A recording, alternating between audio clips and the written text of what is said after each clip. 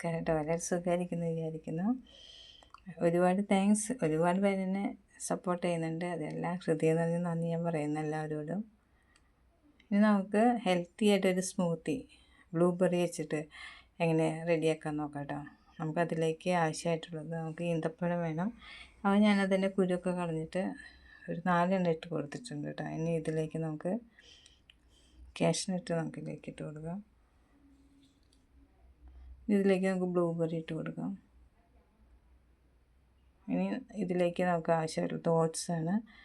അപ്പോൾ 2 ടീസ്പൂൺ ഓട്സിലേക്ക് നമുക്കിത് ഇട്ട് കൊടുക്കാം കേട്ടോ.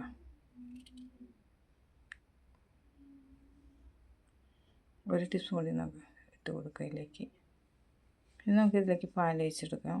ഏത് പാലാണെങ്കിൽ നമുക്ക് എടുക്കാം. ഞാൻ ഗുഡ് ലൈഫിൻ്റെ എടുത്തിരിക്കുന്നത് നമുക്ക് ഒഴിച്ച് കൊടുക്കാം.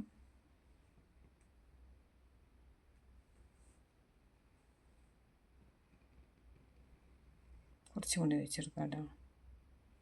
നമുക്കിത് മിക്സിയിൽ അടിച്ചെടുക്കാം. ഇത്ര മതി.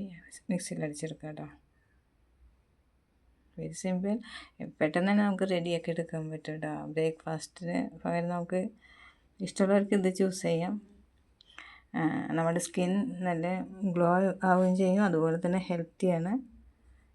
പിന്നെ നമ്മുടെ ഭക്ഷണം തന്നെ ബ്രേക്ക്ഫാസ്റ്റ് ആയാലും ഇപ്പോൾ രാത്രി നമുക്ക് കഴിക്കുന്നത് വെച്ചിട്ടുണ്ടെങ്കിൽ നമ്മളിത് കുടിക്കുന്നത് നിങ്ങൾ രാത്രി എന്ന് വെച്ചിട്ടുണ്ടെങ്കിൽ നമുക്ക് നമ്മുടെ ഫുഡ് കൺട്രോൾ ചെയ്യുമ്പോൾ തന്നെ നമുക്ക് നമ്മുടെ വണ്ണമൊക്കെ കുറയാൻ പറ്റും. അപ്പോൾ നിങ്ങൾക്ക് ഇഷ്ടമാണെങ്കിൽ അത് ചൂസ് ചെയ്യും കേട്ടോ.